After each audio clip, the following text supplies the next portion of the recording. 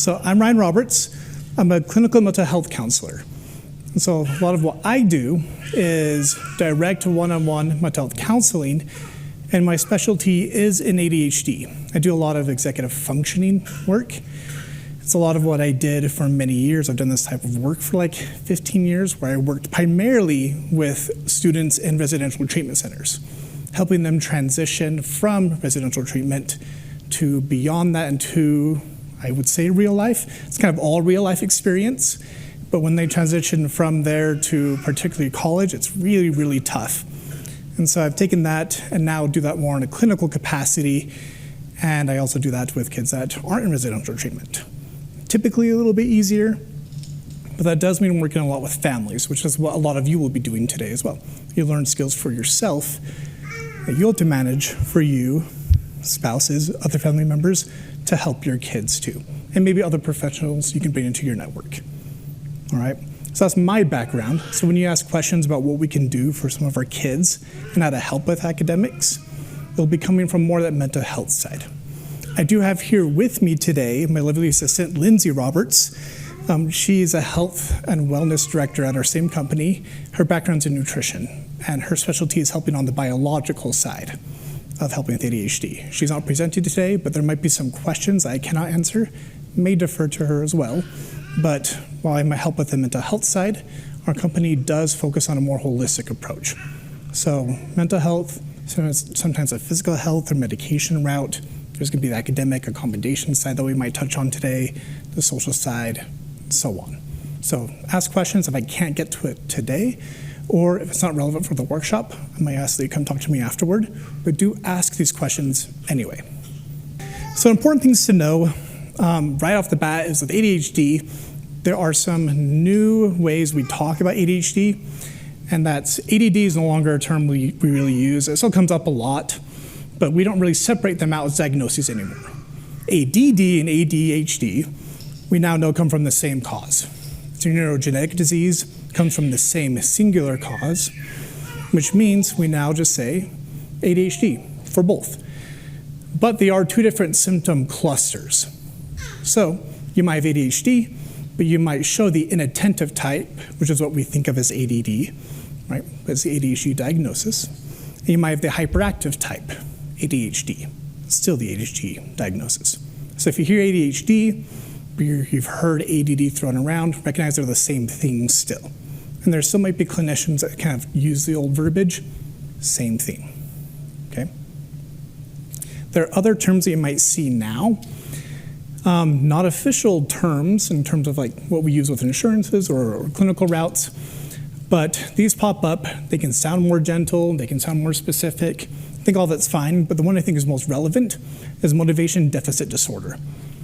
With ADHD, a lot of the time, the issue is related to dopamine, which serves a few main purposes. One is motor activity. So too much or too little affects how our muscles move or fail to move. Another is our ability to regulate emotions.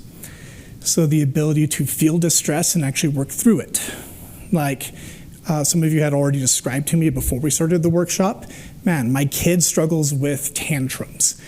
Dopamine can help us think through, regulate, and actually take an action we want to intentionally through these issues rather than tantrum. Dopamine helps with that, but it also helps with motivation, initiation, and reward, which a lot of you are already familiar with. Dopamine, it's called a tonic level. You have a lower level in some parts of your brain and a higher level in other parts. When this happens, we struggle with motivation. We also might be really prone to certain emotions. It's called emotional lability. We spike really quickly too. A lot of us that might have ADHD, me too by the way, we get angry really quickly, we get excited really quickly. Who here has ADHD? It's really easy to get excited, huh? We hear something exciting and we get pumped.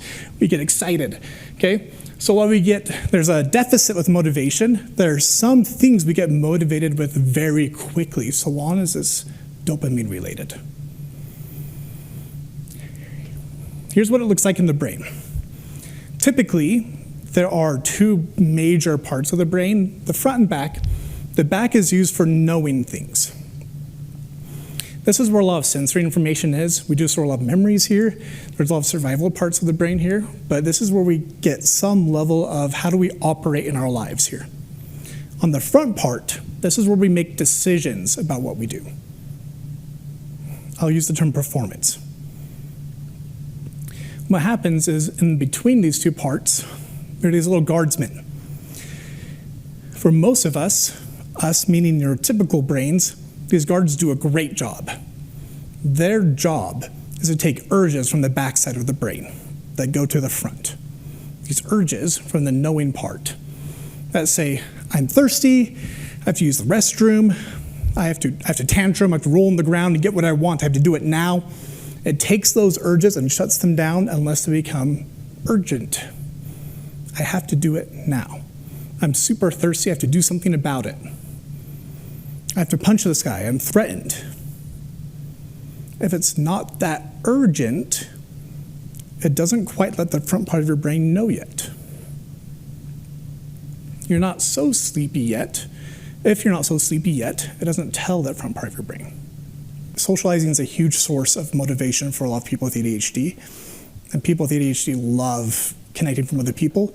Sometimes even if it's negative, you can kind of trick your brain to going, oh, got a hit of dopamine. So these activities are all very good and usually more powerful than like internal sources of motivation. Because with dopamine, there's an element of dealing with screens that can seem really rewarding, but it can drain a lot of dopamine too. You get some reward back, but man, it can consume a lot. After about 30 minutes, we can consume a lot of that dopamine, especially if you do it early in the morning. Those of you that have kids that are using screens early in the morning versus using the screens later in the day, you probably see a difference. There's a reason for that. But it can be tough. If you use it for less than 30 minutes, you can do a pretty good job with it, but it's really, really hard to get people to stop using screens within 30 minutes. We'll talk about how to work with that, and that is an intervention we can use. But it is tough. And for people with ADHD, it's much more sticky and harder to break away from. Good. One of the things that can occur with distractibility, these urges that pop up, is this element of, man, I have to look and go to these things. That's where these urges on the backside of your brain, that's what they do.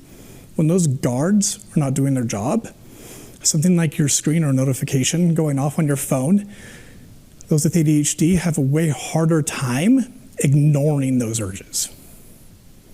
So even though you want to, even if you want to, even if something else is urgent, like homework, we really feel like we struggle to turn away from turn away from the screen to do homework. And a lot of that's involuntary.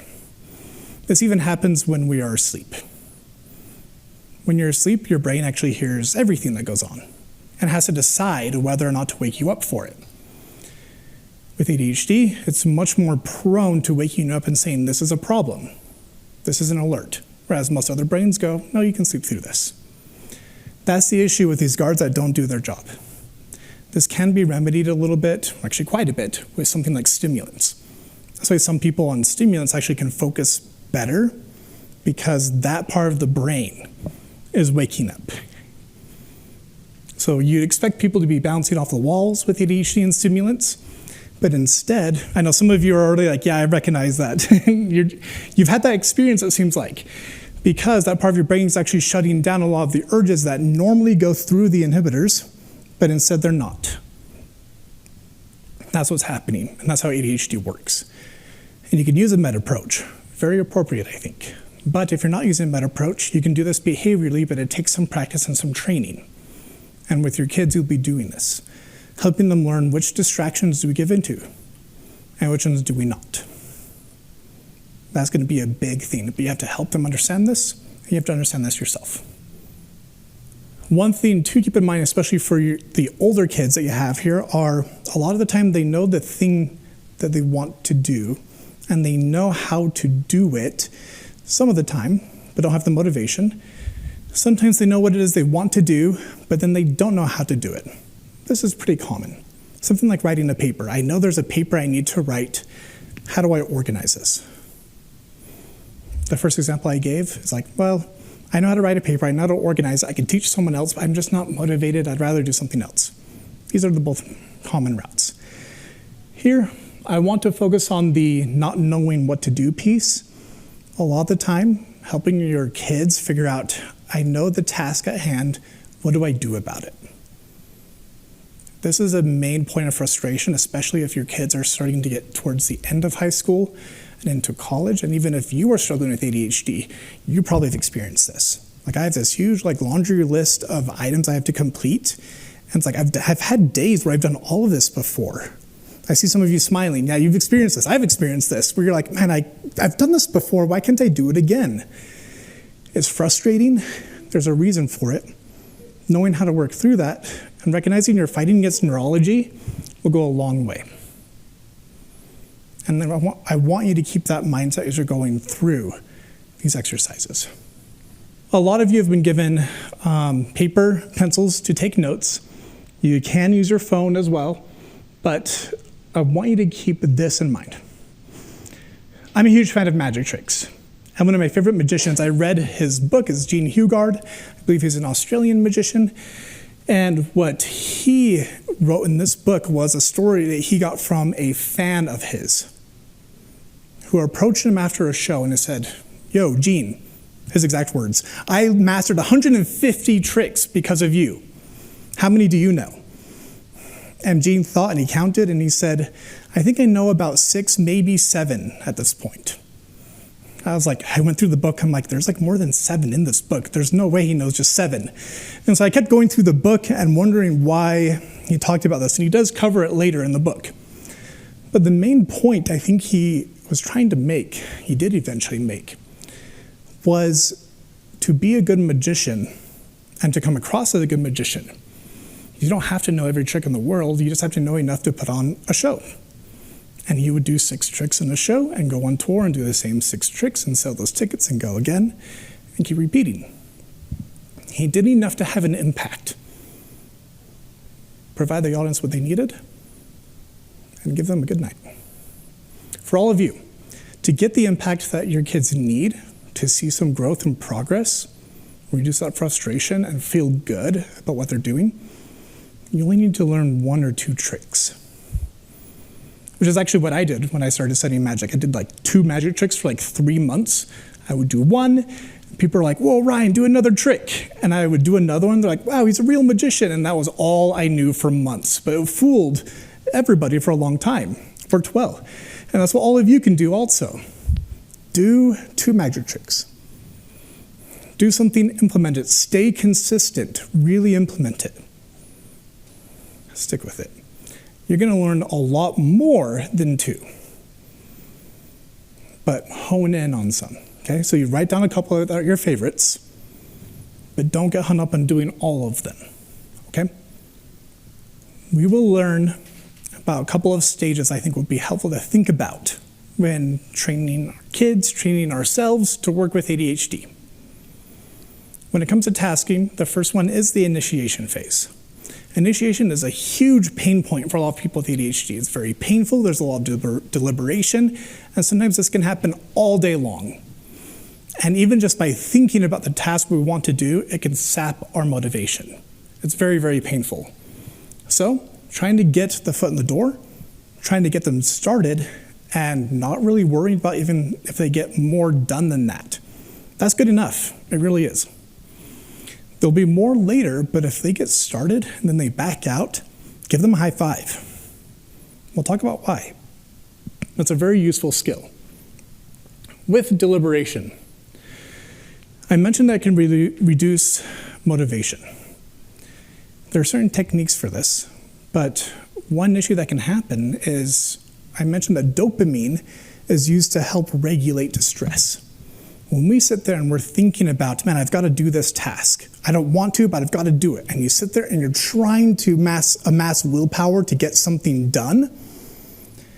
Oh, it's exhausting because we're fighting against, well, I don't want to go to this video game, but I also don't want to go do this paper. And we're in this in-between limbo state of trying to make something happen. Our brain is trying to regulate that distress. Sometimes we do give in and do something and cope. And sometimes we do get the task done, but in this middle stage, we're regulating. Doing a decent job of it, but that consumes that dopamine. One of the purposes of dopamine I mentioned earlier. The longer we do that, the less resources we have to actually function and the less rewarding that task is at the end. That's not what we want. Though it is nice that you got it done, but if that is a major hurdle, if your kid deliberates all day long and maybe get something done at the very end, work on either getting started and then backing out, work on only doing something at the end, being okay all day long. That's a rough habit to break, but reduce that deliberation. Maybe saying you can jump in 5 seconds, and if you don't do it in that time, reassess in 30 minutes. Lots of cool techniques that we'll go over. But there are lots of ways you can manage this. But reducing deliberation is very, very helpful. With motivation, there are 2 ways that we can manage it. We can increase our willpower. We can decrease resistance. Willpower, us, discipline, free will, utilizing some method of actually using agency to choose what we want to do. That's great. There are ways we can do this. Some of you have already asked about what can we do to increase dopamine, what can we do to actually make it easier to task. This is one element of that, jumpstart skills. That's what you will learn today. What jumpstart skills are there that we can use? The other one, reducing resistance, is re-engineering the environment. We actually think less about how do we use agency to get stuff done, and we think more of how do we make it easier for our kid to get stuff done without asking them, which sounds like a pipe dream, but it's doable, and it's very fun. When you can get to that point where they are doing stuff more naturally without you begging them or bribing them, it's pretty cool. I'll tell you about how we can do that. But those are the 2 main skills that we will utilize. Jumpstart skills. There are some ways that we can manage this. In a clinical setting, sometimes we can really dive in, and it's really fun to dive in and say, what is it at the point where you have to perform, you have to go and do something that gets in the way? Is it anxiety? Is it shame? Is it just this temptation of being with friends? It's fun to troubleshoot that. But really, in the end, as a parent, while we can do that and it can be fun, just finding anything that motivates them. And it's totally okay that it's external. Finding a healthy boundary, finding a healthy priority. You can give them $1 every time that they start a task, up to $3 a day. It doesn't really matter what you do. But finding something external, doesn't have to be intrinsic, is a fine way to start. We'll go over other techniques, but if you can get them to get pumped and excited, you're building some level of intrinsic motivation, you're building some level of extrinsic motivation. That's good enough. They're making decisions, good. With jumpstart skills, you can do things unrelated to the task, like exercise, like take a nap. These things also help you task. When you're ready to regulate, when you're ready to work through distress, it's also helpful. When you do go choose to work, when you do go choose to enact some skills, it's much easier to do so. Engineering the environment. This is the reducing resistance route. I'll tell you a story first. So I was brought onto a team at a treatment center, this was a while ago, where their academic situation was in shambles. None of the kids were doing their full academic plan. There were a couple of kids doing like half of their plan, which was good, considering the circumstance and all the resistance. But no one was doing their full plan out of like 130 kids. So I was brought into one home of like 13 boys, and I was kind of given free rein to help that home get a new structure to help get academics going. I didn't implement like an exercise routine. I didn't implement, hey, let's get the therapist on board, let's get parents to discipline them, let's do whatever. I did this route. I said, all right, we'll do a few things. First, there's a study hall time. And staff were like, okay, yes. How do we make them do homework? I'm like, we don't. We have study hall time. They can't do video games, but they can do whatever else they want. And the staff were like, I don't quite see how this helps yet. I'm like, you will. Then I did the next thing. I'm like, all right, staff, you're allowed to do your homework. Normally, staff weren't allowed to do homework on the job. I'm like, you can, but only during study hall time. Then I let staff order pizza during that time. And I did another thing where activities couldn't be scheduled during that time. Then I found the ringleader of these little boys. And I asked him for help on my Sudoku puzzle because he was really good at puzzles. And I wanted it to look like homework. So I brought him over and I asked for help, and I told him I'd give him some pizza if he would help me with it. So he was there. I told him not to tell anyone, knowing that he would tell everyone that he got pizza.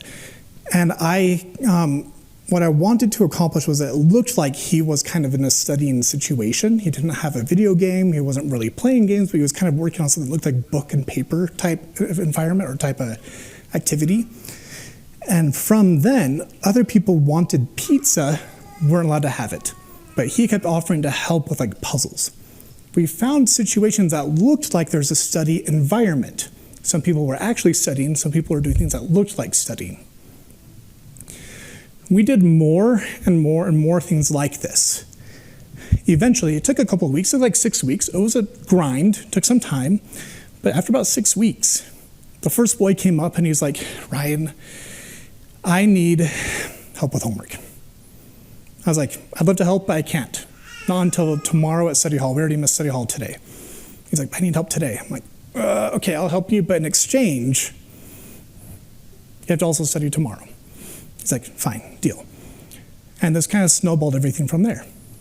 He was allowed to come to study hall the next day. I gave him some pizza. And what happened was a series of things where people start to see, without us actually asking them to do homework, up until that point where the kid offered, I want to do homework with you, Ryan. An environment where people are more naturally and more likely to do things.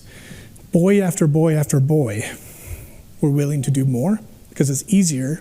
They were less likely to do the other activities that were more boring than hanging out with all the other cool people that were doing homework, all the cool staff, all the other cool kids, all the yummy food. It was much easier. All of you can do this too. It can take some time to be consistent. But it's actually really addicting to get to the point where you can set up an environment where you're like, man, my kid is doing anything I want them to without me asking. You have to be very creative.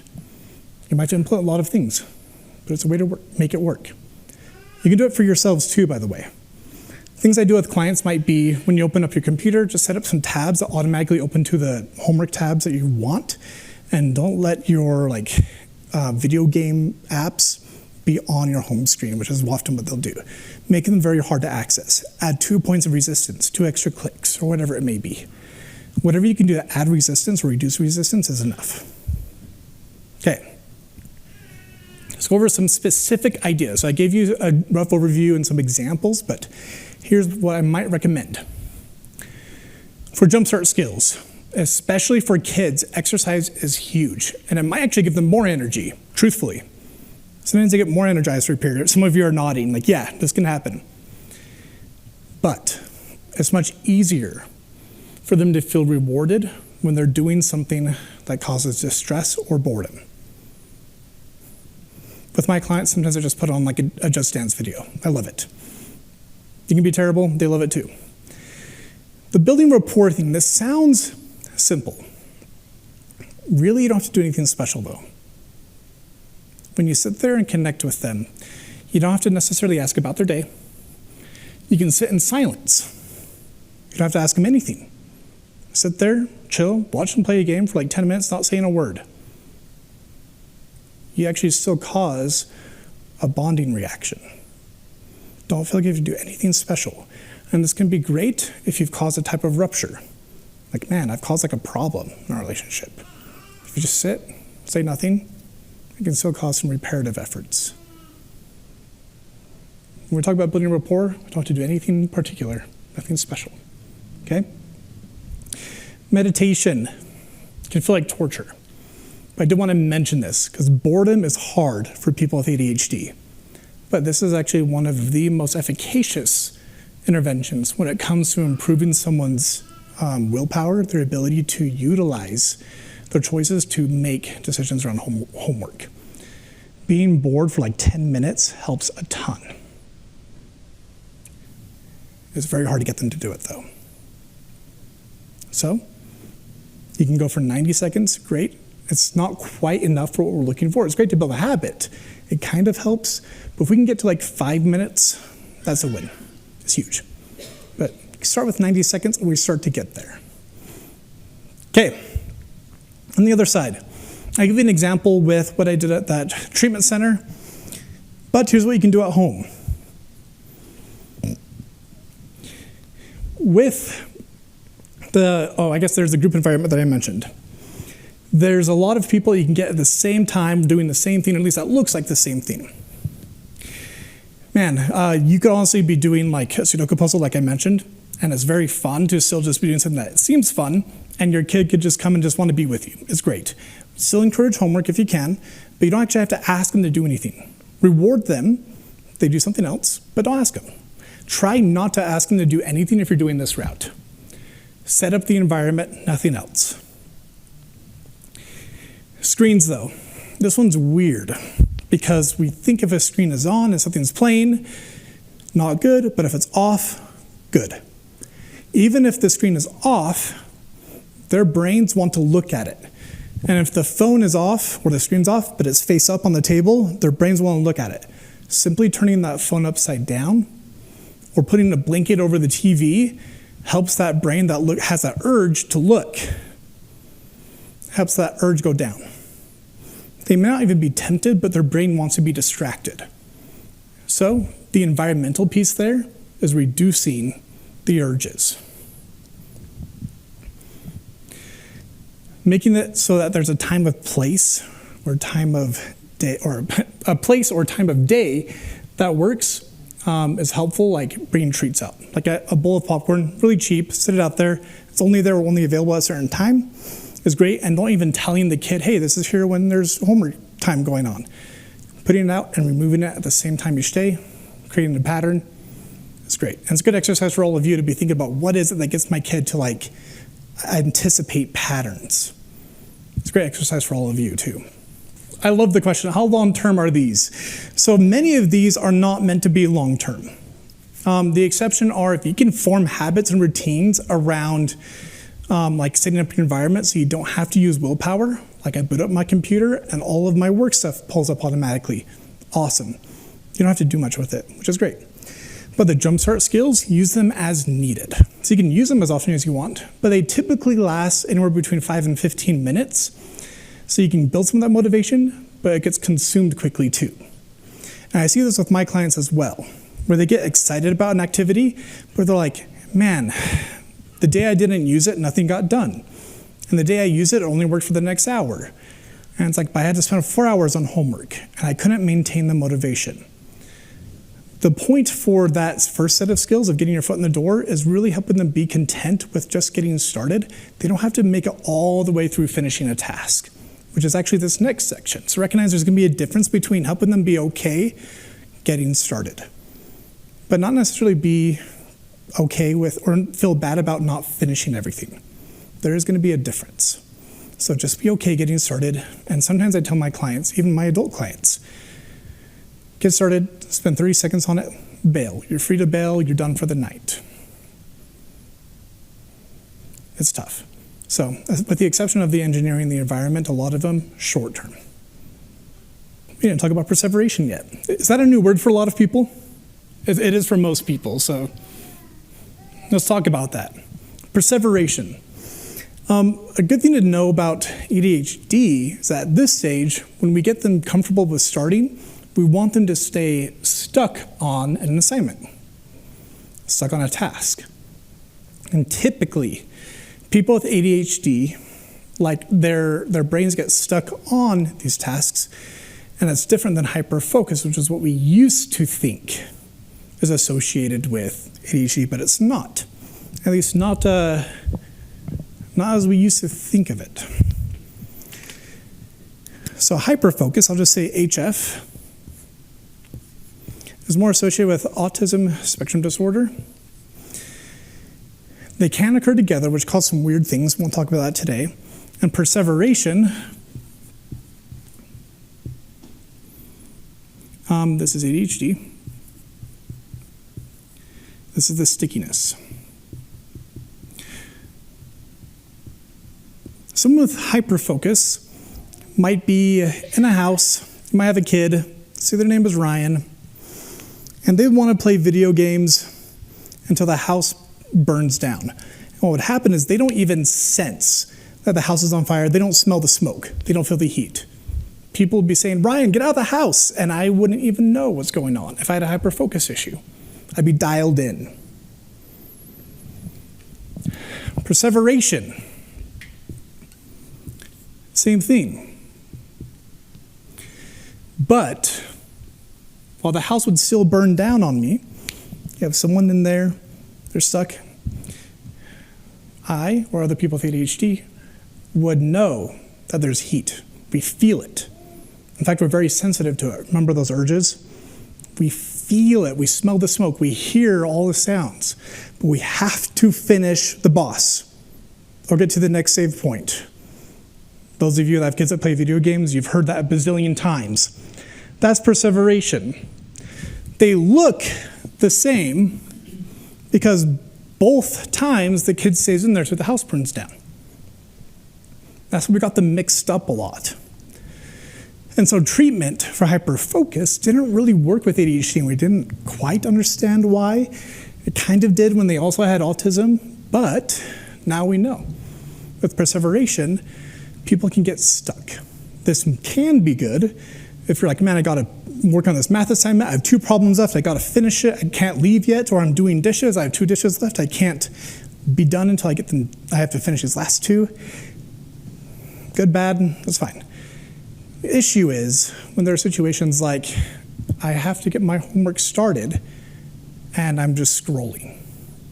I can't break away from my phone.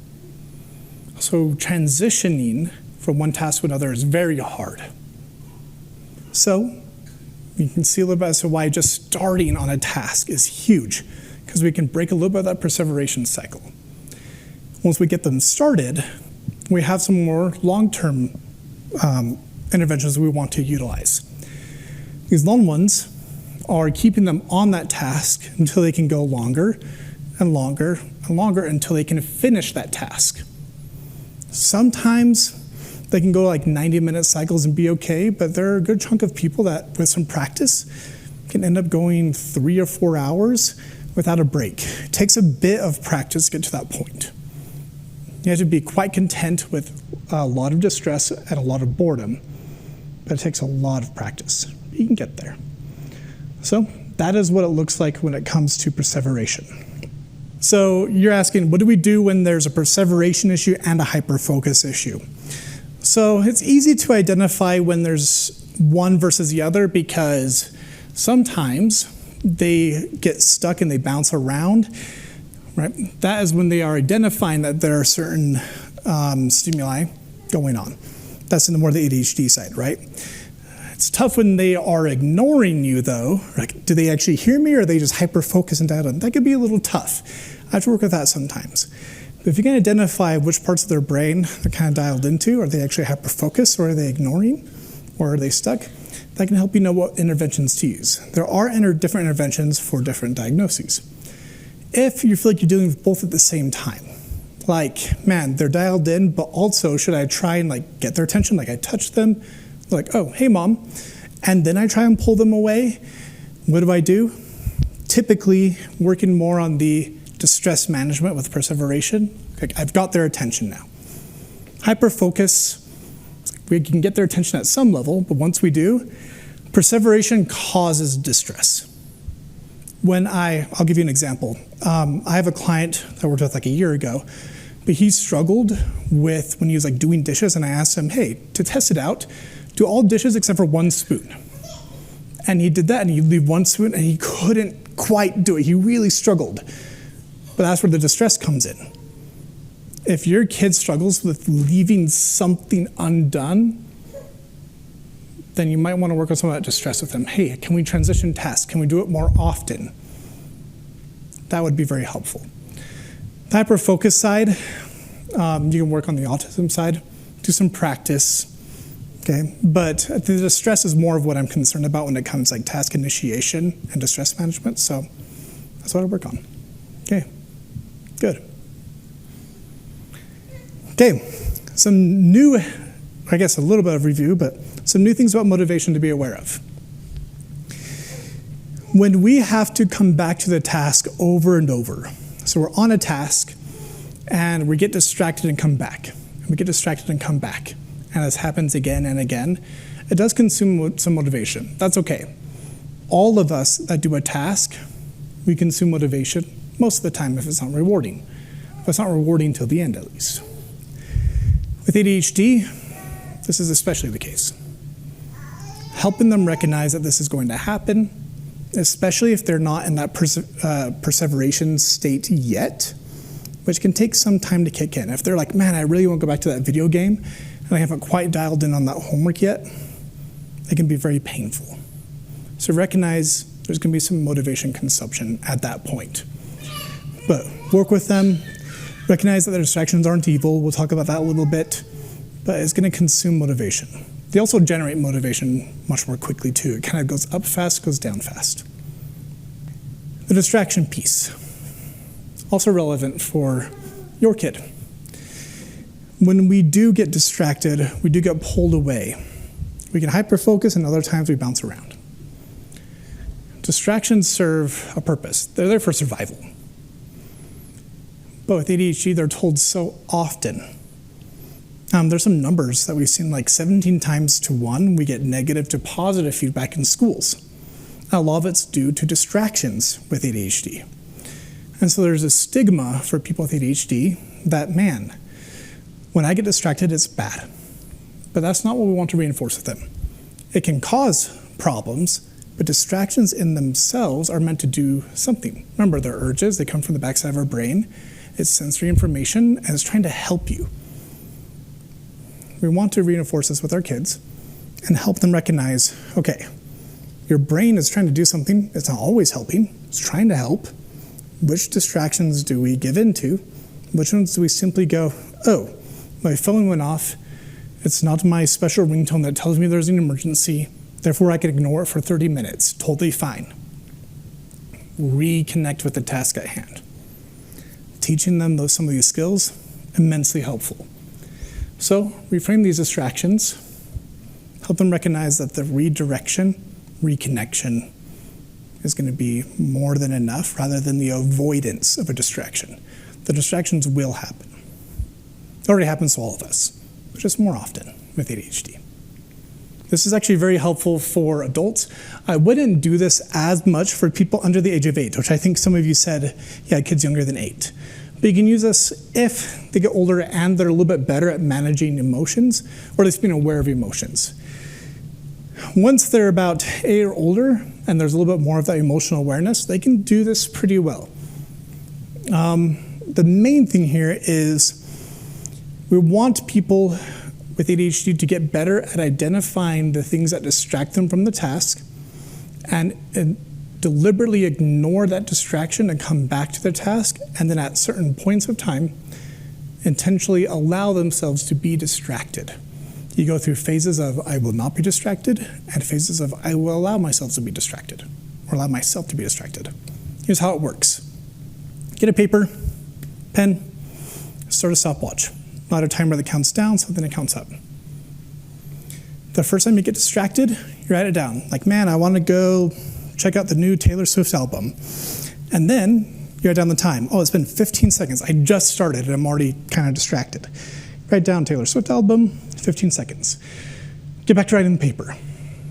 Then you're like, oh, I actually really want to go check out the album. You write it down again and you go, it's been 20 seconds. Cool. And you get back to the paper. And then you're like, okay, I'm actually kind of hungry.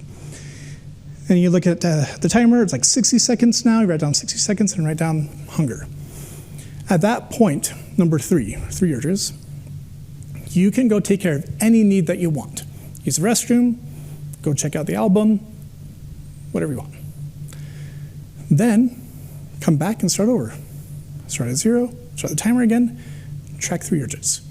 Naturally, the cool thing is you don't have to do anything differently by doing this. I actually love doing this class. So if they have a therapy journal, you'll see that the times naturally get longer.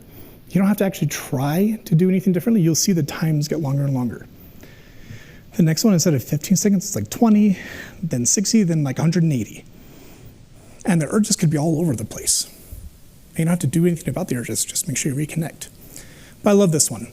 I say repeat the process 3 times. That number is a little bit more arbitrary. I make that so that it feels like they don't have to do it all day long. I like them to go through the cycle at least twice typically, but as long as they are willing. And I like to usually do it for at least like every day for a week, but anytime you feel like you're starting to get distracted and lose focus, or your kid is, you can re-implement this. So this is an intervention you can implement into your life and take out. Very helpful. Pomodoro technique. Who's heard of this before? Not many of you, but I bet you're familiar with it, but not called the Pomodoro technique. In essence, it's a special way to say I work and take a break. There are specific timings for it, typically. But with ADHD, we're going to adjust those timings slightly. We want shorter spurts of work and shorter spurts of breaks, and we want to handle breaks differently. So work for less time, sometimes 5 minutes, depending on what it is for kids, but I shoot for like 10 to 15, okay? So let's say 10 minutes of work for now. You can do like 3 to 5 minutes of a break, but I like to shoot for really short breaks, like 2 to 3, okay? I listed 3 for now. When you take a break, make the break as low dopamine related as possible. Don't call a friend. Don't hop on YouTube. Maybe you can grab some food, maybe you can go for a walk. Meditation's great. It's very hard for kids to take a break and not make it fun, but they can get up and do something else. They can come back and repeat. Then they can take a long break. I did list they can take a long break for 15 minutes, but they can actually take a break for up to like 45 minutes and still do okay. But they can take a long break after. And during that long break, they can do whatever they want. What this does is during those periods of time where they take breaks and reconnect, they're not often seeking stimulation as often. They're working and they're not seeking stimulation. Working, not seeking stimulation. We want to teach their brain that that's not happening. So their brain can get into perseveration state much more easily. Okay? That's why I'm more content when they take the long break, they can do whatever they want.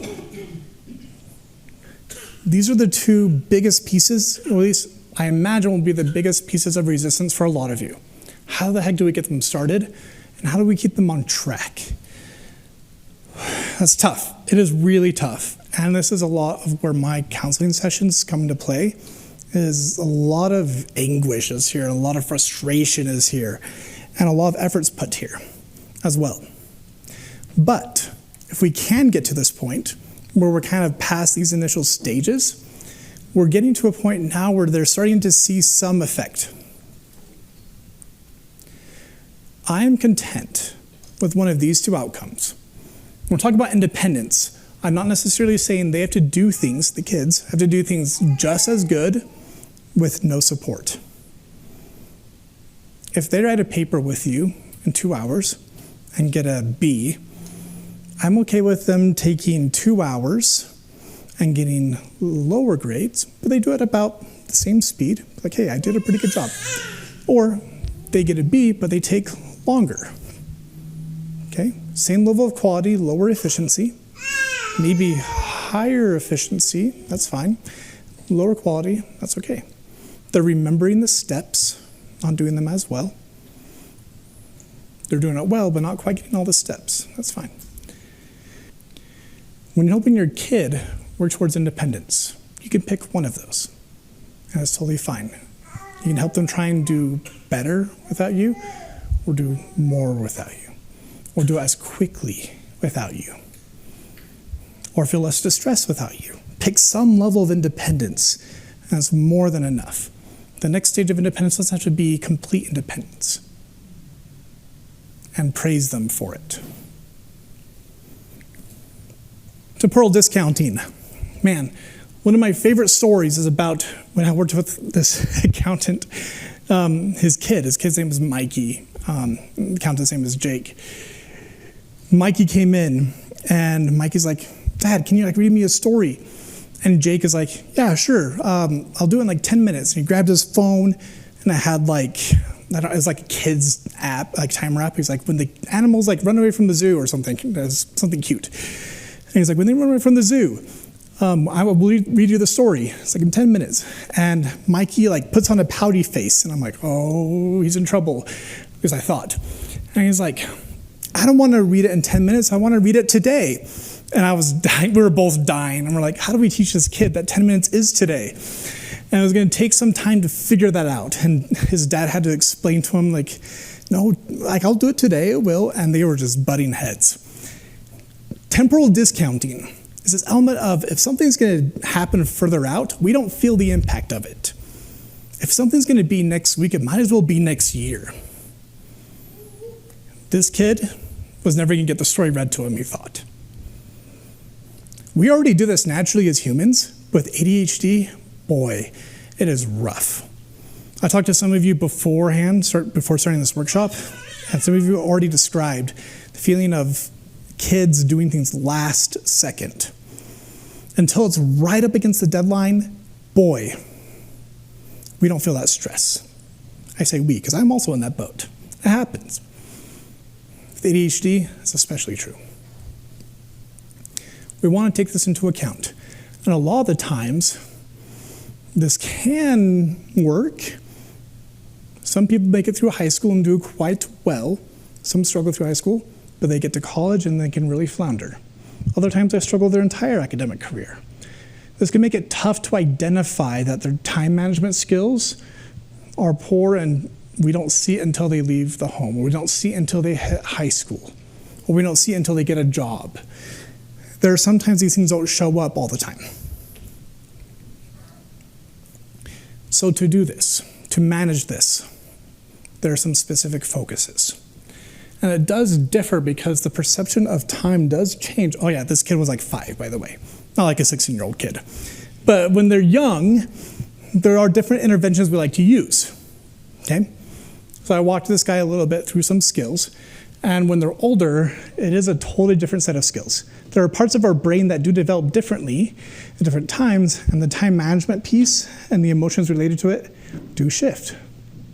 So, for under the age of 8, this is what I like to do. And I love this exercise. It's very fun.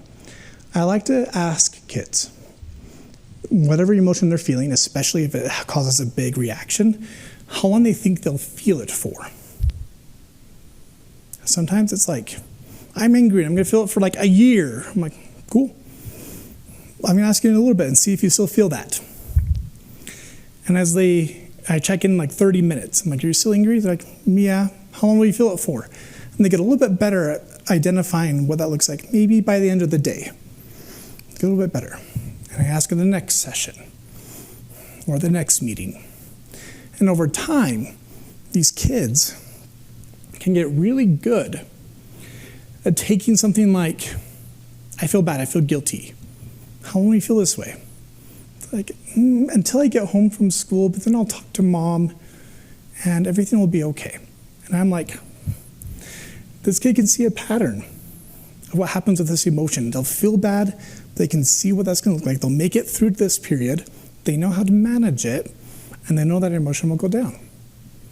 When a kid gets really good at that, their ability to take an emotional experience in the future and identify what that means for them now improves a ton. That's what I'm looking for.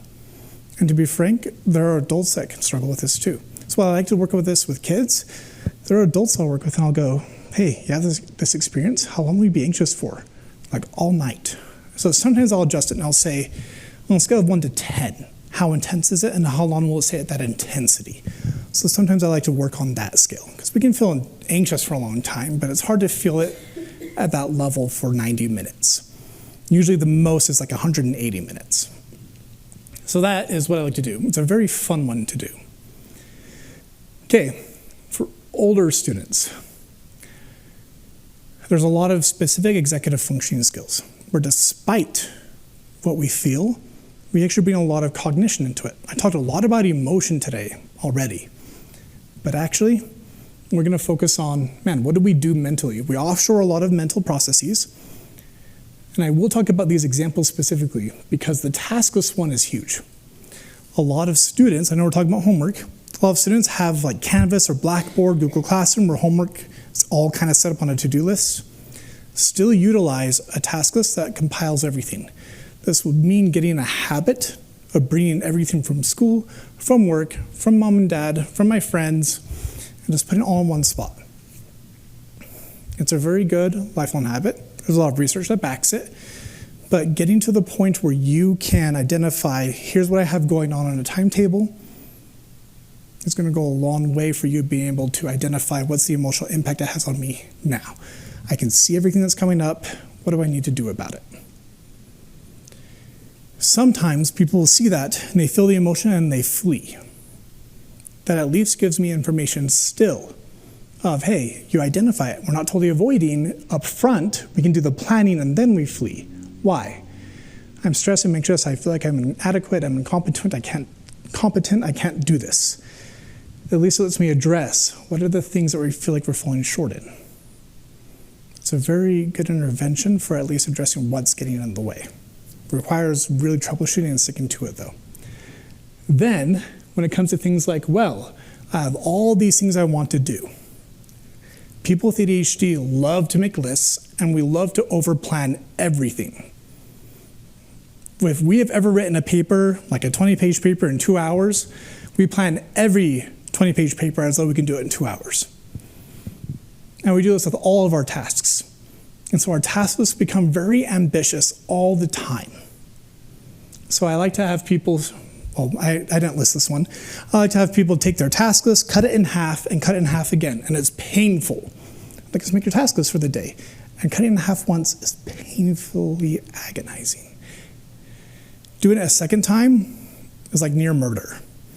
They go from like 20 tasks to 5, and they feel like that's not good enough to be a good person. But with the 20, they're not even doing 1. Going to the 5 makes a big difference in helping them prioritize what really needs to happen, what really needs to be done, and how does this define me? And then sometimes, that's where this one comes in, if that's still very difficult, and we're processing the emotions around it, I say, what doesn't have to get done? And we put that on a list that we don't even touch. And it could be, we don't touch it today, we don't touch it this week. You're not even allowed to work on this until next week. Wife, hold him accountable to this. He's not allowed to do this. No more car parts. So, for older students, a lot of it is task management and the emotions that play a role in that. But you do have to bring it into the present regularly. Free time. I do want to go over one other tactic, and this one other one, and this is more for adults. This could be relevant for you, but especially for college kids. There's a calendaring technique that a lot of research is starting to push for, which is cool, but we don't put task lists on our calendar. Instead, tasks go on tasks, but on the calendar, we leave these events or these blocks of time blank if there's nothing that goes there. If there's no event, it's blank. At first, this is actually really rough for people with ADHD because it's free time. I can game, I can have fun, I can sleep, I can do whatever I want. Instead, we start doing something else. If you have an hour there, instead of just doing what you feel like in the moment, which is our reactive response, we just want to do whatever feels good, we instead say, all right, I have a certain amount of time here, I have an hour. And with that hour, what is everything that's on my mind that might not be on my task list that's come up today? From there, I review the things I've come up that are on my mind, plus the task list that I already have. I compare them. Then, this one is not what the research shows, but I find this would be helpful in my practice. So I did list it. But doing something meditative, where you're not immediately jumping into problem solving, but you just sit, be bored, be present. And the reason why I like to do it in my practice is you just assess your needs. And it's hard to do that if you're immediately jumping into some cognitive exercise.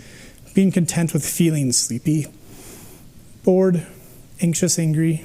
I feel like it's helpful for my clients to feel that way. Don't have to, but I listed that here.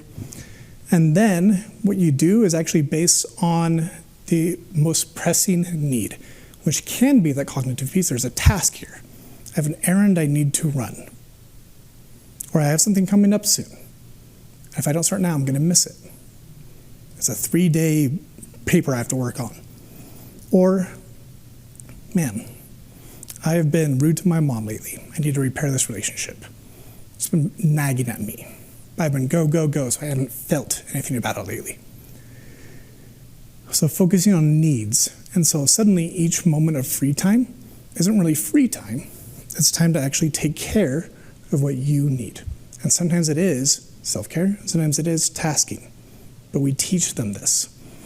It's a very tough process as well. But I usually reserve it for people like 21 and older. That's about where I use it. You can certainly use it for younger, but that's about the audience I use it with. It's very easy to feel that shame because there is a lot of comparison that goes on. They're in these schools, they get compared a lot already. I talk very frankly about it. There is a discrepancy. It's not a superpower. It's talked about as though it's a superpower, but it's not. There's a lot of research that points to what ADHD looks like neurologically compared to non-ADHD brains, and there aren't really a lot of advantages. But there's a lot of things like that aren't advantages. A lot of mental health disorders. And so we treat it the same way. Hey, here are your deficiencies. You get distracted easily, get excited easily, get discouraged easily, you have a lot of trouble sleeping a lot of the time, or waking up grumpy. These are the things you struggle with. Much like how other people struggle with anxiety, depression, trauma. People have their own demons to fight, and here's yours. And when you're a kid, the gap actually is big, right, at first. And as you get older, the gap actually gets pretty small. They won't know that yet. You don't have to talk to them about that yet, but keep that in mind. The gap is bigger, younger, and it naturally gets smaller when they're older. By about like 18 to 21, it gets pretty less significant. So if you can keep that in mind and help them recognize, you can just help them bridge that gap, help them be patient, help accept them, help them recognize, yeah, it's there, it's a problem. And it's a problem in terms of executive functioning, but not a problem in terms of worth or value, and you're not bothered by it. Okay, now you're distracted, we'll work on it. If you want to work on it, I'll work on it too. Or hey, it takes a little more effort for you to do this, I'll put more effort in as well. Totally fine, and we can talk about some of those techniques. Work on that with them, you can reduce that shame there, but recognize if you beat around the bush or try and put a positive spin on it, I think it often can do more damage. Okay, typically. Then when the time comes that they do get a little older, usually it's only about like age 11, doesn't take much longer. Around like age 11, they start to see what you're seeing. Okay, age 8 is when they start to develop those empathy skills, the part of their brain where they go, oh, it's called egocentrism. Everything revolves around them as a kid, up until about 8. And then they start to see things from others' point of view, and around 11, they get a little bit better at foresight. They'll start to see more of what you're talking about. It's like, oh, I can actually have a happy life despite being distractible and despite struggling with motivation. And if you keep that dialogue up, it's totally fine. Oh, totally fine. Some people struggle with addressing that directly. Don't feel like you have to put a positive spin on it. You're distractible, but also you're very good at this. It's more like, hey, you get distracted easily, and that's okay. That's all you have to do. Okay, good. I can go more into that if you'd like later, but I think this is very relevant for a lot of people. And those of you that have kids that don't have ADHD, it's the same thing. Okay? You have anxiety, that's okay. Not you have anxiety, but that means you care. So you have anxiety, that's okay. You're depressed, that's okay. We'll work through it. I'm going to put effort in. I hope you put effort in too. All of it's okay. Why does ADHD make you overplan everything? Sometimes we act without planning, right? We jump in. But there's an element of reward that comes from planning. People with ADHD love to put things together, like to build things out, but the act can be very distressing sometimes. Let's say it's homework. Building out like a paper or a layout for an assignment is much more rewarding than the actual act of writing and agonizing over the boring parts of a paper. But there is a foot in the door technique I like to use, where I tell people, hey, set up your assignment, don't do the assignment. They're like, but I have to do the assignment. No, just set it up. The next day, set up the next page. Next day, do this. All this planning is very rewarding. There are these checkpoints, basically. When they get these dopamine hits, it feels good. It's something we can capitalize on, totally fine, but it's very good, and they are good at it a lot of the time. There is an element, I will mention this. As much as ADHD is not a superpower, a lot of what happens is they put themselves, me as well, in situations where we have to practice certain skills way more often. I procrastinated way more often than many of my peers. But that means I had to put myself in a situation where I had to write papers last second way more often than my peers. We are not naturally good at writing papers, but I can probably write a paper twice as fast compared to my peers now, not because of how my brain works, but because I've had to practice way more. This can happen with certain aspects of planning. Certain people with ADHD, if you ask them to write a paper, they probably couldn't do it very well, but you put them in like a last second situation and they could plan the heck out of it. And they can write the heck out of it too. It's very rewarding, and they can do it very well. I had a client that wrote a paper while he was driving all the way to UVU. That was his norm. I know, I was terrified. I'm like, I hope that's not a normal occurrence, but he was like driving, typing, printed it as he was walking up to the school and turned it in class 2 minutes late. It's a normal occurrence for some people. Okay, new norms. Yeah, there are people on the road. Be careful. Okay, so norms. One of my favorite studies, because I like to think about it, not because of how the study was operated necessarily, was about these 5 monkeys, initially, that were in this room. There's a big pole and a beautiful bouquet of fruit at the top. And the researchers were like, all right, monkeys, go to town, have the fruit. And the monkeys were like, heck yeah, let's go. And they started climbing up. And the researchers shot the monkeys off the pole with water cannons. It's like super mean. I was like, what the heck? But I like the idea that comes after, where they then took a monkey, threw him out of the room, and then brought another monkey in and just said, all right, monkey, go for it. The monkey's like, sweet, why not? And as it went up the pole, the other monkeys were like, what are you doing? And grabbed the monkey and pulled it back down, over and over. Until the monkey's like, well, I guess I'm not supposed to do that. And they took one of the original monkeys out, brought a new one in, repeated the process, and even that first new monkey that came in pulled that new monkey down. Until all of the new monkeys in the room had never felt a water cannon, but you all knew you're supposed to pull monkeys down. Just staring at the beautiful fruit. So sad. And so what I love about, in terms of thinking about it, is that norms are there to protect us, even if we don't know why. I teach a counseling class at UVU. And in that class, I do a unit on norms. And I love starting class up, because usually people get really into it. We are pretty good friends by the end. The peers do a lot of role play and talking, and it's a very boisterous class. But if I go in early and I start whispering. And I whisper to a couple students at first. Until class starts, everyone's whispering. They don't know why. They don't know if they should be, but they whisper. No one even asks why. There are a lot of norms that we just look and assess and we go, here's what I'm supposed to do. If I do otherwise, I'm dead. At least that's what our brain tells us. Our brain really likes norms. We want to capitalize on this. ADHD, a lot of the time, these kids are fighting against norms, and that's why they get punished a lot. Hey, don't get distracted. That's bad. Luckily, ADHD is becoming more of a norm now. It's becoming more accepted. Still punishing in a lot of ways, but in your homes, we want to set some type of norm around how we handle ADHD and how we handle new interventions. I want to capitalize on that. For all of you, some things to keep in mind. Norms specifically. Even if you implement something that's not as effective, or even related to ADHD, implement something. The fact that when you implement something and you're consistent with it, you become more trustworthy. Not because people can confide in you, not because you're soft-spoken or gentle when people tell you deep, dark secrets, but it's because of predictability. Our brains love predictability.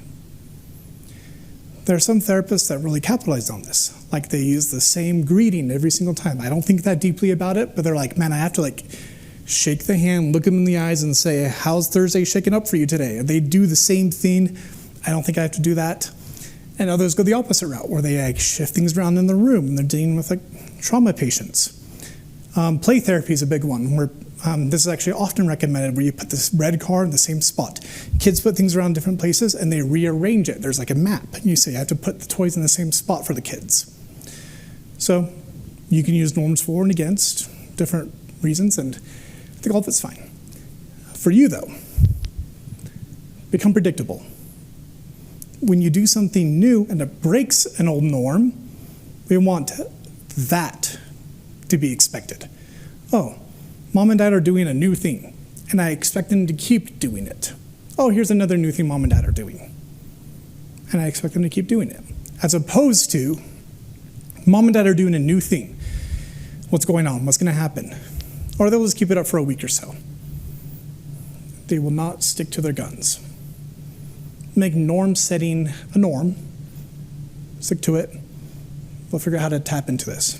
Okay? I said 2 weeks is like really typical for where people drop off. It is all the time. The next milestone's about 6 weeks. So I usually tell people go for like 6 weeks. Whenever you start anything new, go for about 6 weeks. If you are going to do an intervention, pick something you can do for a long period of time. A lot of habits are built in like 66 repetitions for a neurotypical brain. That's where we have neurons that start to line up, and it's called myelination.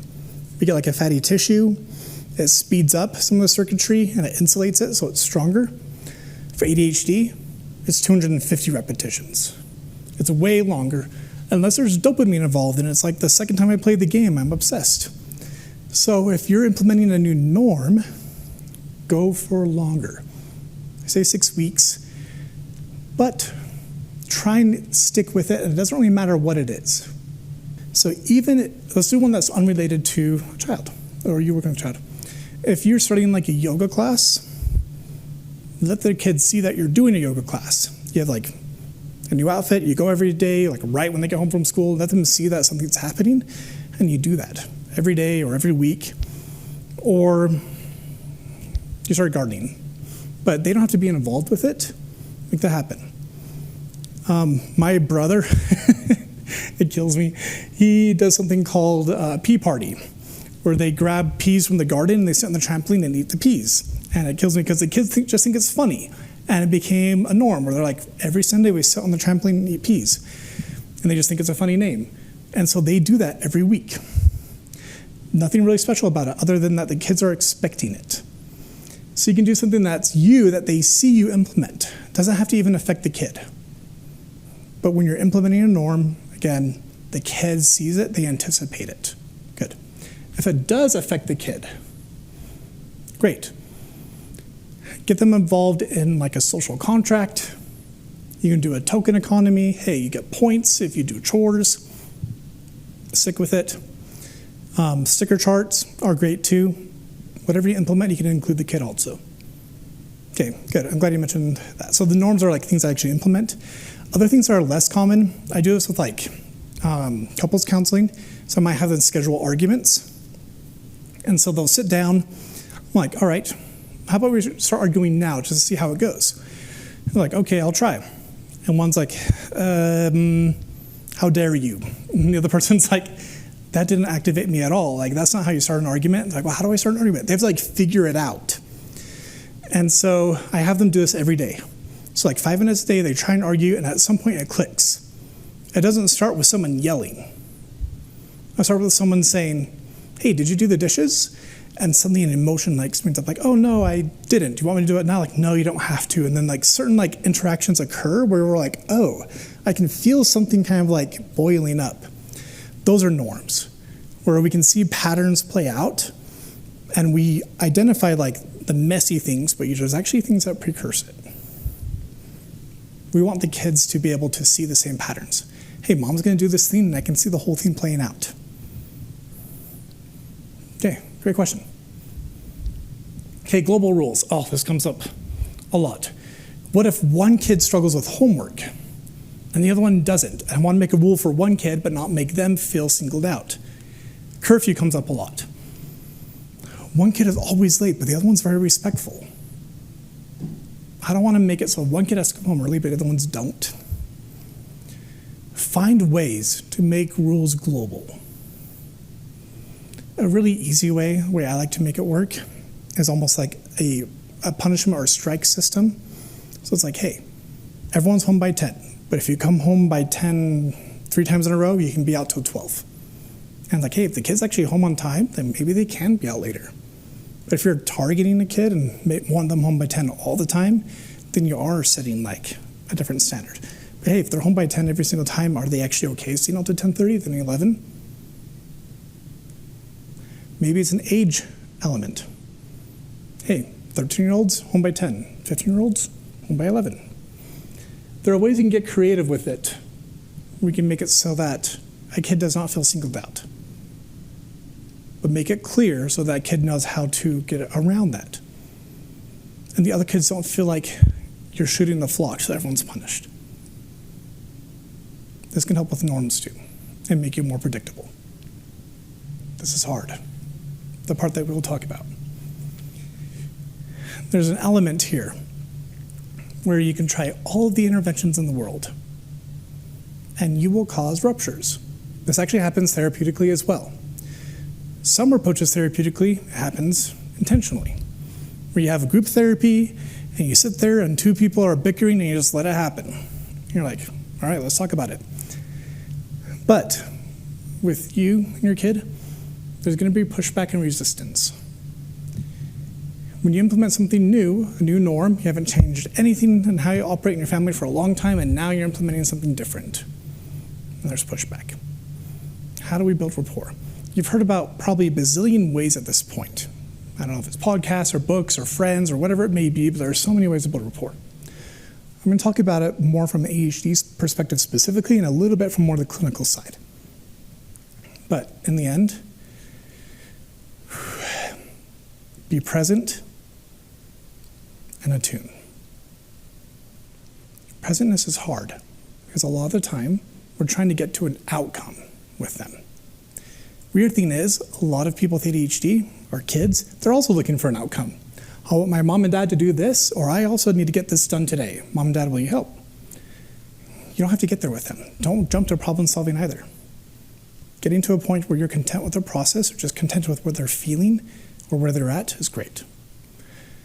Attuning is a little bit different. You're there, like being present, but you're matching a little bit of what you're feeling with them. You're setting aside your agenda, and you're setting aside what you want. Okay? You're not disregarding you.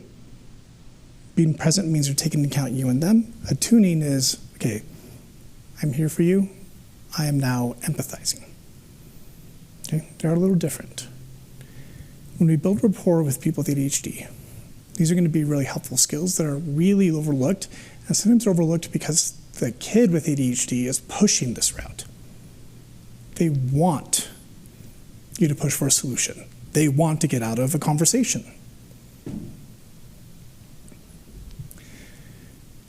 We're going to talk about boundaries as well. Boundaries come up in a lot of different contexts. This is going to be one of the main things I hope you walk away with today. Even if you don't use the skill associated with it, hope you remember the concept associated with it. I think it's one of the more important ones. With boundaries, I would rather you think of them using another word, and that would be priorities. Many people think of boundaries as, here's a rule, I don't want you to cross it. As therapists, what comes up a lot is like, hey, I don't want my clients calling me after midnight. But if they get in a car accident, then maybe they should call me. They can break that boundary for this one. Actually, though, if they haven't called 911 first, then maybe they should do that, then they should call me. And it's a series of like breaking rules for other rules. There's a lot of boundary holding advice out there that I think is pretty rough if you listen to it. It's not the greatest. It's a term that's thrown out there a lot. There's a lot that actually is good out there. With ADHD, I like this approach. Instead of breaking one rule for another, it's I have this boundary, I have this priority. I don't want to be called after midnight, but I'm willing to sacrifice it if you have no one else to call and you need some help. But I don't want to sacrifice that unless or I'm willing to sacrifice that if you've already called the police. Or you keep going up the list. Hey, sibling, I don't want you to gossip about family members unless you're in distress. I don't want you to do that unless they said you can tell or you have permission to talk about the issue with mom and dad. But if they haven't given you permission, you can share if you're suicidal or whatever it may be. You might have your own list of priorities. And you as a couple or other caregivers might find that your priorities differ, and that's okay. You don't have to align with your spouse either. And your kid can know that. You can align in terms of your priorities, not your priorities, your like protocols in the family, what your rules are and how you operate, but your priorities between you and your spouse, they can actually differ. That's okay. I care more that you get school done. Mom cares more that you break up with your girlfriend. Totally fine. You all have different priorities. We'll go over how to manage that. There's an exercise I want to try, we'll talk about. But let's talk about some ways to build a relationship. Excitement. I use this word very intentionally. There are lots of ways that we can bring joy and happiness, but with ADHD, when we're looking at building a relationship, excitement sticks in our brain. It can happen even beforehand. If you get excited about something, you already released dopamine before the thing has even happened. And so if you can get a kid excited, you can get your spouse excited, you get excited, you already are forming a type of bonding without even having done the activity. So if you have Disneyland coming up in 2 weeks, instead of just planning it and making it a surprise, which is actually kind of fun too, you'd be like, hey, 5 days of Disneyland. You're like, yay, let's do it. Every day you make that comment, the kid bonds with you. It's kind of interesting psychology with ADHD. So you can kind of ritualize anything that causes some level of excitement. Capitalize on it. You can do this with video games as well. You can do this with them talking about their boyfriend, girlfriend, their sports. I usually ask kids to tell me about like their battle royale or whatever it is in Fortnite that they get, and they like telling me about it because it's exciting. Expertise. I actually like doing this even for adults. Asking people for their help on something, I actually get genuine help a lot of the time. Like, hey, my car broke down. Mr. Client, what would you do? And they're like, oh, just go do this. They get really pumped about it. People have really good advice, and people are really good at things I'm terrible at. But it also builds rapport, which is great. With kids, like the kid I got help with Sudoku from at the treatment center. I picked something he was good at. I found out what it is that kind of looks like school. I picked a puzzle. Find something. Find something your kid's good at. Ask them for help on. This one, emotion. This one's interesting because a lot of parents feel like they have to get the right emotion when they ask. And to build rapport appropriately, you see a kid that storms into the car, shuts the door, and throws their backpack and goes, I'm fine. Things are fine. And you have to say, hey, you seem angry. You could even just say, hey, you seem sad. It's like, not quite right. Like, no, I'm not sad. That actually builds rapport. It seems like they get more angry, but by asking about an emotion directly, you build connection. There's actually some therapeutic techniques that do that. I do that. I intentionally pick an emotion incorrectly that's close, where they say they're anxious. And I say something like, man, that must be really like confusing, which is not an emotion. And they're like, no, it's not confusing. It's like, it's frustrating. I'm like, that's a better word. I like that. Picking something, doesn't really matter what the emotion is. Telling them, hey, it seems like you feel like this. You can totally botch it, but name it. Call it out. It can give you some insight to how they're feeling. Shows that you're listening. That's more than enough. Take the risk. Don't feel like you have to beat around the bush. Say it directly. Build rapport. This is one that actually, an exercise I love to do in workshops. I'll probably do it at the very end with all of you that are willing to stay after it, because it takes some practice. Sometimes it takes upwards of like 30 minutes even. It's very hard.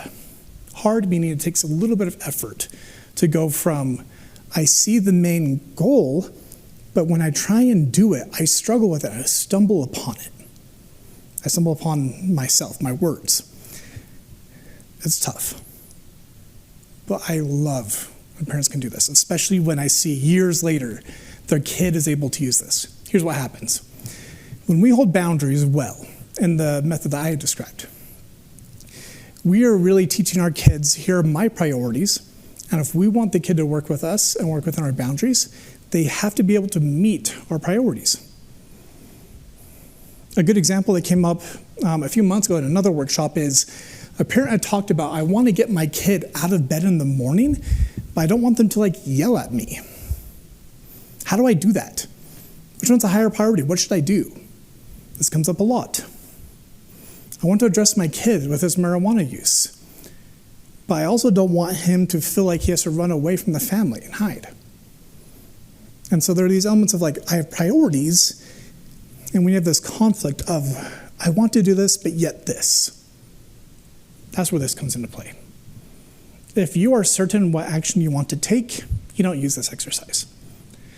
But if you want to do something, but you're not sure about the backlash, or if you want to take a certain action, but you're worried about the effects of it in terms of, could I have done a different thing? That's where this one comes into play. Here's how it works. First, you have the two choices. Can I get an example? Who has an idea of a choice they're thinking about right now? I see a couple smiles. Right now that they're like, I don't know what I'm torn between. I recognize that what you're saying is the cute part is grabbing the bag, not the running away part. Yeah, okay, I got you. Okay, so what you're saying is it's the overwhelm that you want to address. Do I address the overwhelm, or if I press, does the kid want to run away? I don't want that either. Those are your two priorities. I don't want them to run away. I don't want them to feel overwhelmed. That's a great example. And so you have these two options. Good. Then we pick one. There's a reason why we do this up front. Because you'll often get in a situation where you try and pick one in the moment and negotiate, and the kid will push back. Have one ready to go for, which means you've already picked which one's the higher priority. I recognize that in a lot of situations, there's more than two priorities. But for this, for argument's sake and for this exercise, stick with two. Then we talk about the value or priority behind each. When we talk about overwhelm, addressing the overwhelm, what do you really care about? Ultimately, how he's going to be in the future. Okay. I know that's one of the things that I don't want to do. Okay, good. And the other one is avoiding the runaway. What do we care about there? What's the priority? Safety. Oh, and everyone else is like, I see it, safety. Good. Then we use this exercise. There's actually another step, which we'll talk about after for those that want to say, but we actually focus even more on our needs. So you say, I want him to be okay. There's actually something about you that you care about. It's like, let's take the parent that didn't want the kid to like be on me in the morning. It's like, well, I don't want the kid yelling at me, but I also don't want to feel like a bad mom.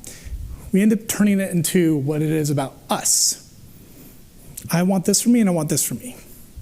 So you want them to be safe and you don't want them to struggle.